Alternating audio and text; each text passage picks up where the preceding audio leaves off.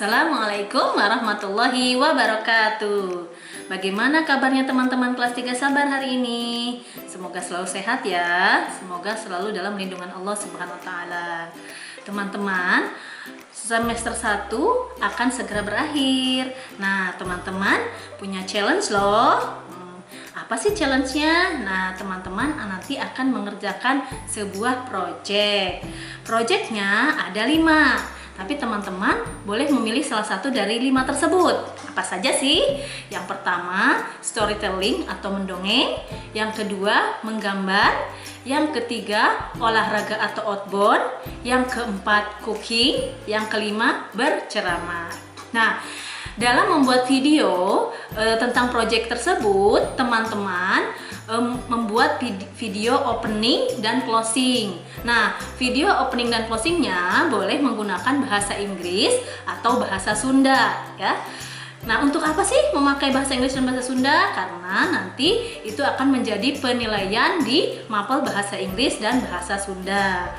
Nah, teman-teman, untuk videonya teman-teman boleh mencontohkan apa yang dicontohkan oleh fasilitator. Misalkan menggambar, Bu Gita membuat gambar dari hewan-hewan dari angka. Hewan-hewan dari angka tersebut menjadi temanya. Nah, teman-teman boleh berkreasi yang lain ya. Boleh misalkan pemandangan, gunung, rumah atau apa saja boleh ya, bebas. Demikian juga untuk proyek-proyek yang lainnya, teman-teman boleh mencontoh seperti apa yang dicontohkan fasilitator atau teman-teman boleh berkreasi sendiri. Seperti itu ya teman-teman untuk proyeknya. Tetap semangat ya mengerjakan proyek school challenge-nya. Assalamualaikum warahmatullahi wabarakatuh.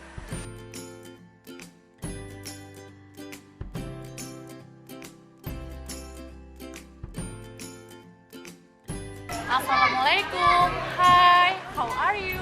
Today we will cooking shabu-shabu. Let's watching. Oke teman-teman, hari ini kita mau cooking. Kita mau cooking apa ya? Nah, insya Allah hari ini Nur akan cooking sabu-sabu. Teman-teman pasti udah pernah dong ke restoran sabu haji atau sejenisnya ya. Pasti teman-teman udah pernah makan sabu-sabu. Nah, kali ini Nur akan masak sabu-sabu. Nur akan memperkenalkan semua bahan-bahan yang tersedia ya. Oke, diantaranya adalah ada jamur kancing,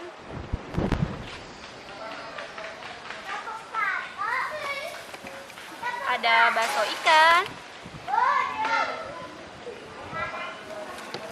ada udang, ada wortel, ada sawi putih. Bu Nur sih biasa bilangnya sawi putih ya. Nah, ini sayurnya satu lagi ada pakcoy. Terus ada lagi, ini adalah daging file teman-teman.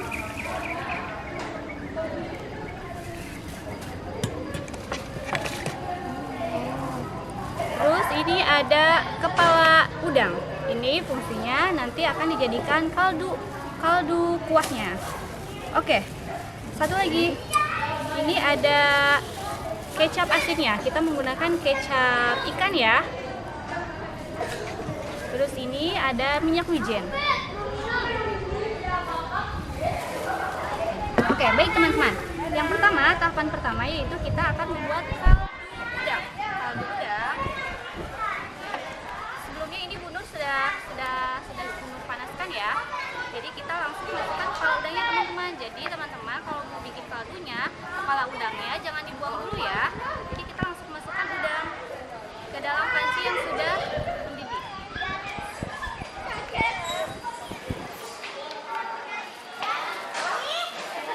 Sebetulnya kepala udang ini banyak sekali manfaatnya. Tidak hanya kepala udangnya, tapi kulitnya juga. Kita masukkan juga udangnya ya. Kita membuat kaldu udang. Jadi teman-teman kalau membuat kaldu udang, dia kulitnya jangan dibuang dan kepalanya jangan dibuang dulu ya. Kita tunggu sampai udangnya semua memerah dan mendidih. Nanti dia tampilannya akan putih gitu kuahnya.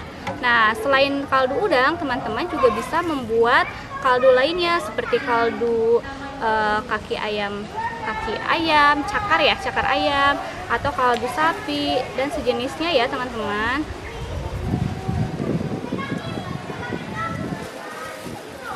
Kita tunggu sampai dia mendidih ya.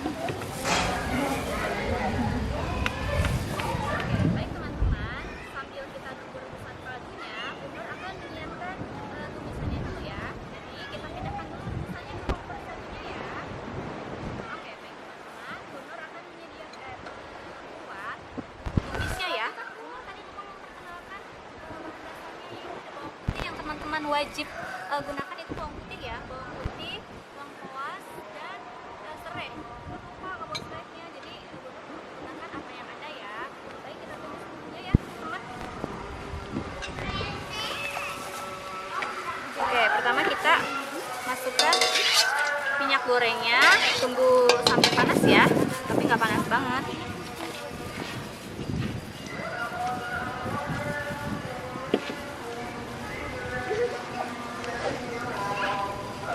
Oke, kita masukkan ya teman-teman ya. Ini minyaknya sudah semakin panas, kita masukkan saja.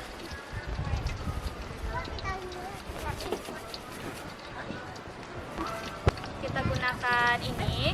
Biasanya sih Bunur kalau menggunakan daun jeruk, Bunur akan sobek-sobek karena biar dia tercium wanginya.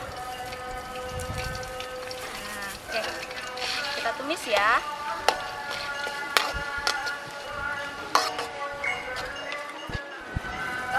Kita tumis sampai dia harum banget. Nah teman-teman, alhamdulillah nih udah tercium wanginya. Teman-teman bisa merasakan ya wanginya jika teman-teman membuat di rumah. Kalau udah tercium wangi bawang putihnya itu tandanya sudah matang ya. Kita angkat dulu ya.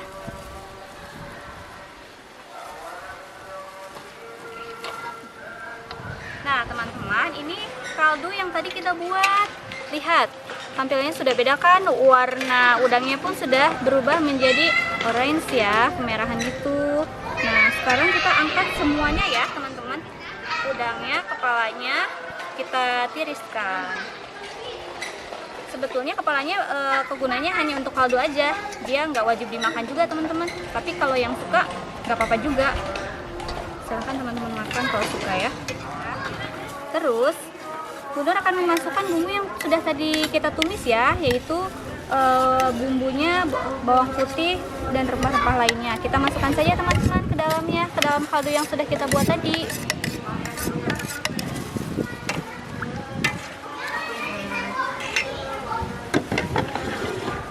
Setelah itu kita masukkan kecap asinnya ya. Bunur menggunakan kecap ikan.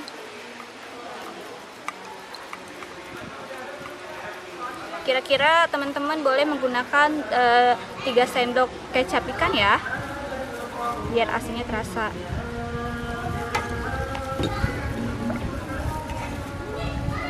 Terus kita masukkan minyak wijen. Fungsinya minyak wijen ini dia akan membuat harum masakan. Kuahnya dia akan terasa wangi teman-teman.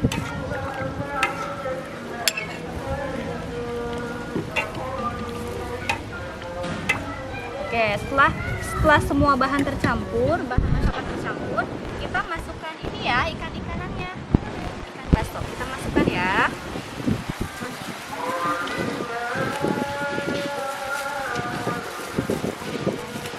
Di sini Bunur menggunakan dumpling keju, dumpling ayam, ikan baso, otak-otak, dan ikan cumi gitu. Jadi teman-teman bebas mau menggunakan apa saja sesuai selera teman-teman ya.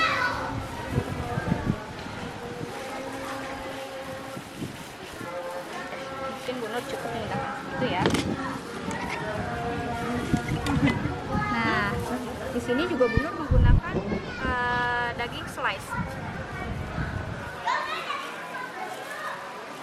Daging ini tapi dagingnya daging slice ya teman-teman, yang tipis-tipis gitu. Pasti teman-teman lebih tahu ya.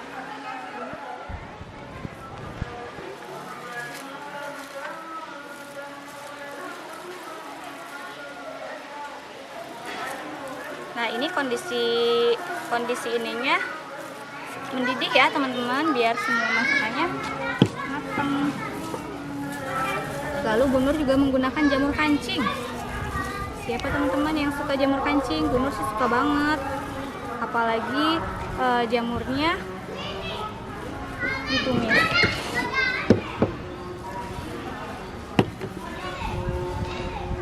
Terus ada sawi putih.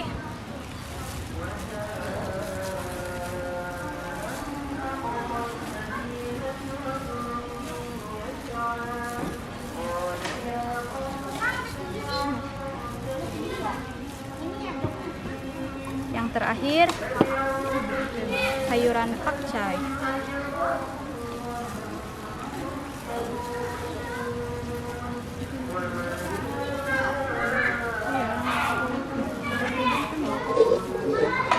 Nah, teman-teman, semua sayuran ini sebetulnya sayuran yang udah layu. Jadi teman-teman tidak usah lama-lama ya merebusnya. Kalau lama-lama dia jadi akan overcook, terlalu matang. Itu juga tidak bagus ya. Nah, kurang lebih seperti ini teman-teman. Oh iya, satu lagi teman-teman, Bu Nur lupa memasukkan wortelnya. Ada wortelnya nih. Wortelnya tadi sudah Bu Nur rebus ya, sedikit.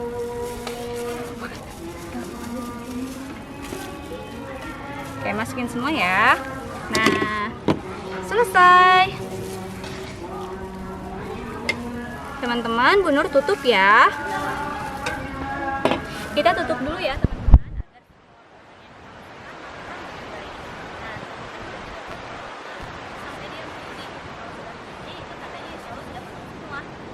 agar Oke teman-teman, ini yang sudah kita tadi masak ya. Tara. Teman-teman boleh langsung memakannya ya. Lihat, ini tadi Bu Nur sebetulnya agak kelamaan sih masaknya, jadi sayurannya agak overcook, agak kematangan itu. Tara, sabu-sabu seafood atau sabu-sabu ala rumahan. Teman-teman silahkan mencoba di rumah ya. Assalamualaikum warahmatullahi wabarakatuh.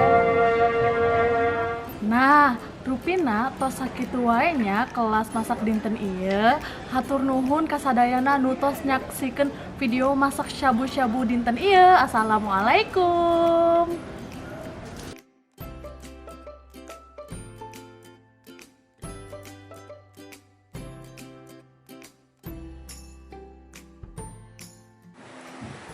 Assalamualaikum teman-teman. Hari ini Ibu akan mendongeng.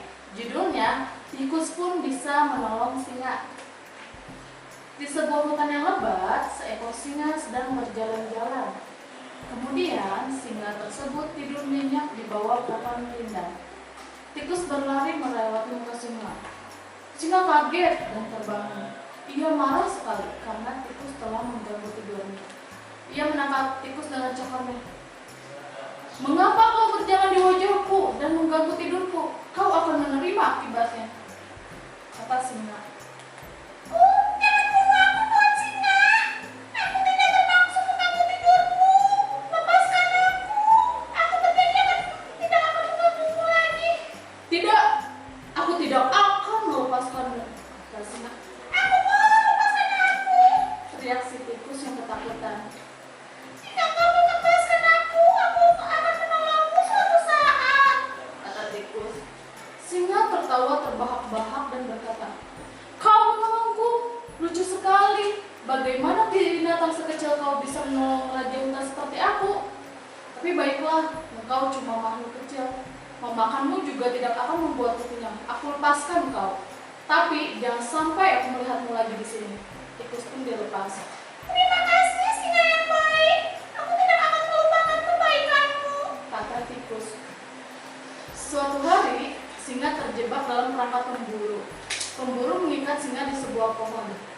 Setelah itu, ia pergi mengambil gerobak untuk mengangkut singa. Singa mengaum keras sekali hingga menggetarkan bumi. Tikus pun mendengar auman singa. Singa pasti dalam kesulitan. Aku akan menolongnya, kata singa. Tikus mendapati singa terikat di sebuah pohon. Tenang, Tuan Singa, aku akan menolongmu. Aku sudah berjanji akan menolongmu, kata tikus. Tikus mengerat menggigit tali yang mengikat singa. Lama sekali tikus melakukan itu. Akhirnya singa terbebas sebelum si pemburu kembali. Benar saja, tikus yang kecil bisa juga menolong singa yang besar. Nah, seperti itu ya teman-teman dongeng hari ini. Terima kasih sudah mendengarkan. Assalamualaikum.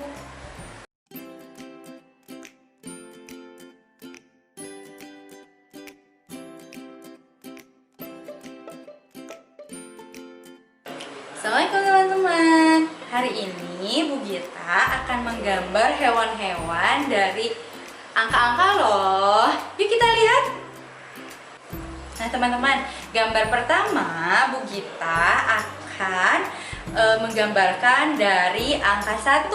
Kira-kira bisa jadi gambar apa ya? Yuk kita lihat. Nih angka 1 ya teman-teman.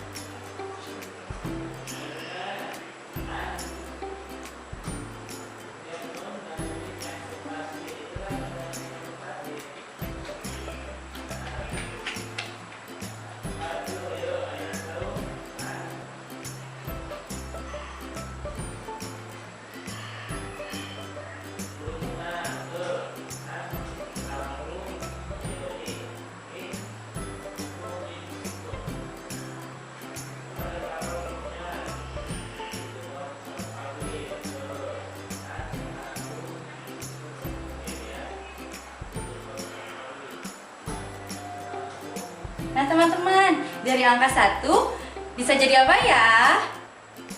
Ya betul, ini adalah gambar burung.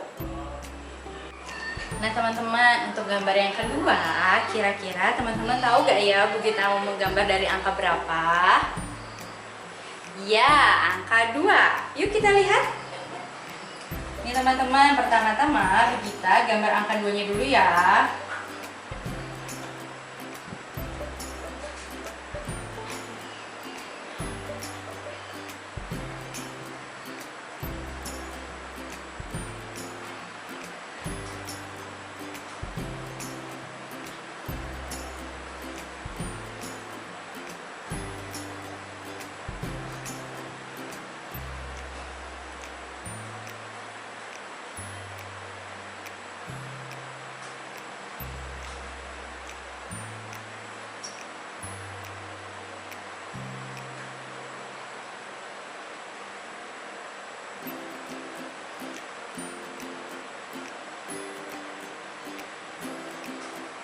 Nah ini teman-teman, dari angka 2 Bu Gita bisa menggambar bebek. Nah teman-teman, tadi kita sudah menggambar hewan-hewan dari beberapa angka ya. Nah sekarang teman-teman boleh menggambar mengikuti apa yang Bu Gita tadi contohkan atau sesuai dengan kreasi teman-teman. Nah teman-teman, setelah menggambar jangan lupa diwarnai ya, biar gambarnya lebih terlihat bagus dan cantik. Selamat mengerjakan teman-teman. Assalamualaikum.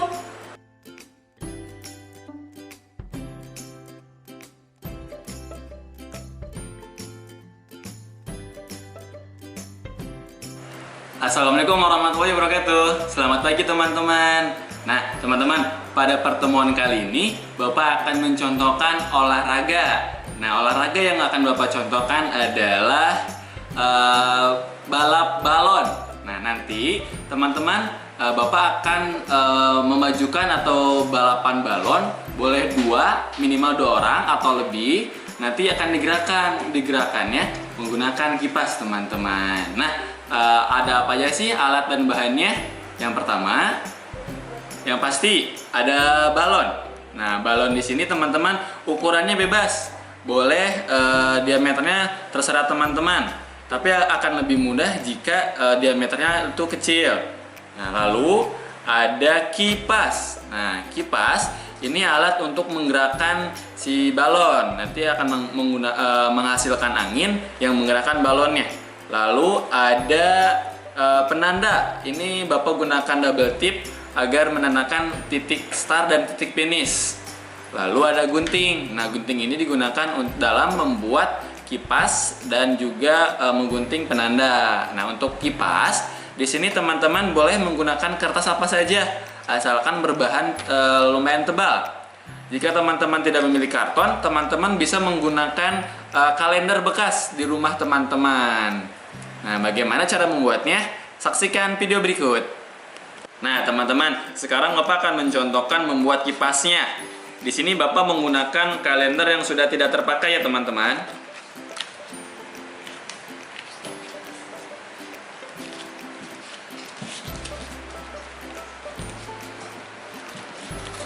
Dibalik, teman-teman, biar nanti menghasilkan lipatan.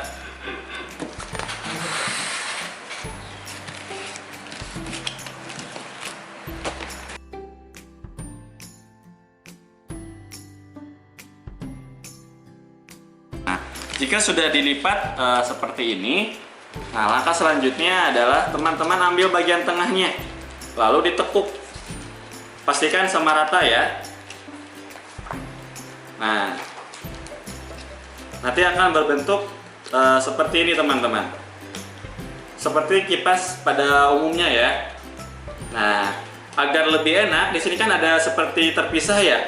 Agar lebih enak, agar diam, kita bisa menggunakan lakban. Di sini Bapak menggunakan perekat bubble tip ya. Nah, bagus ya teman-teman ya. Selain bisa digunakan untuk mengipas balon, bisa juga mengipas diri kita agar tidak gerah.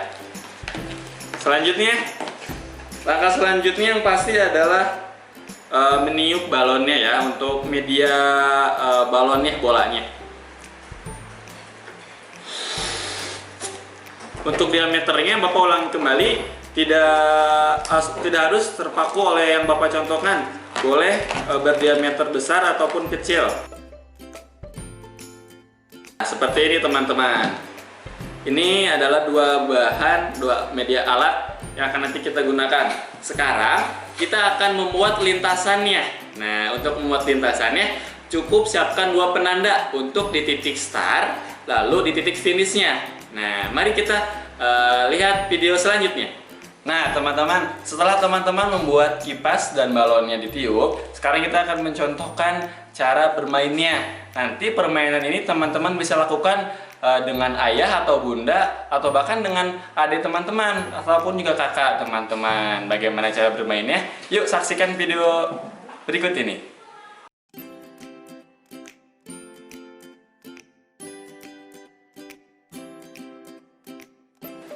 3, 2, 1, mulai!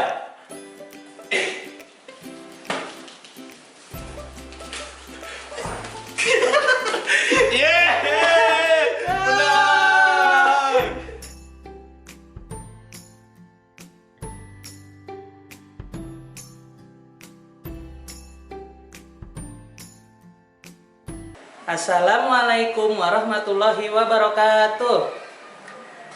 Teman-teman, hari ini kita akan memperingati Maulid Nabi Muhammad SAW.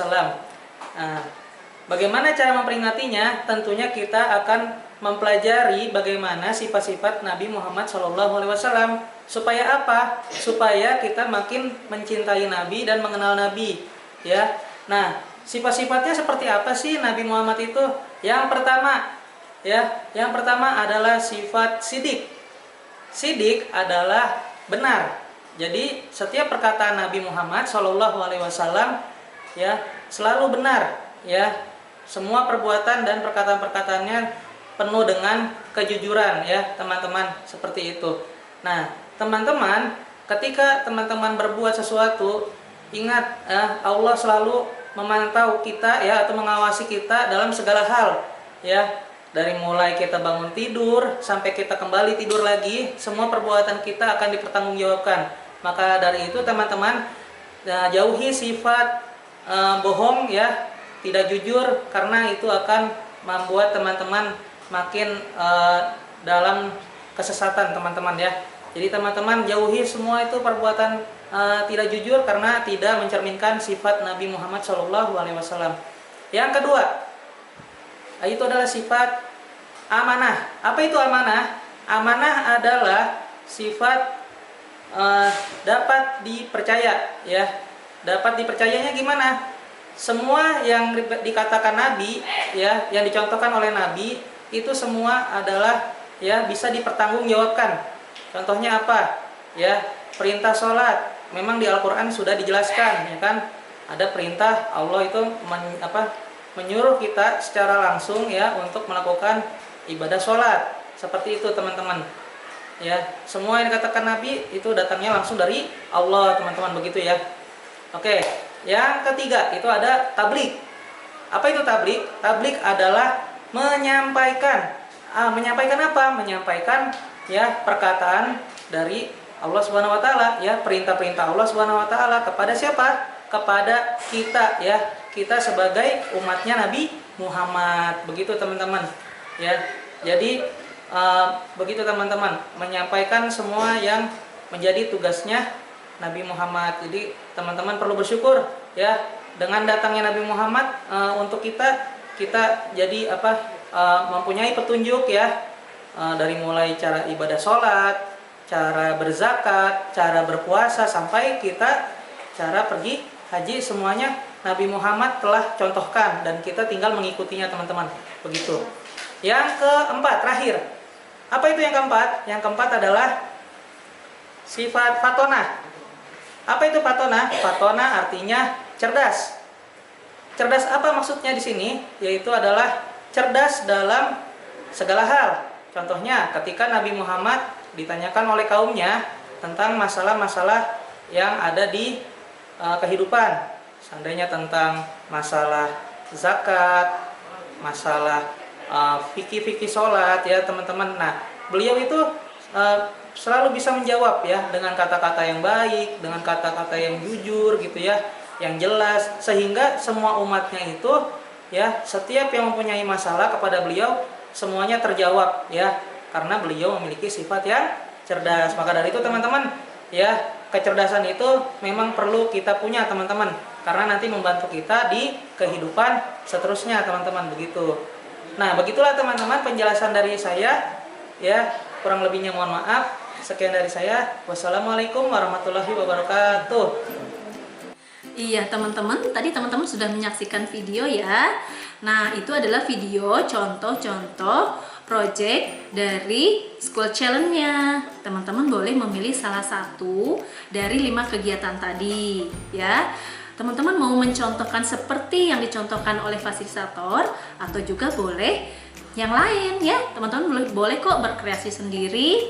Nah, seperti itu ya. Mudah-mudahan teman-teman selalu semangat dan selalu yang memberikan yang terbaik dalam project-projectnya.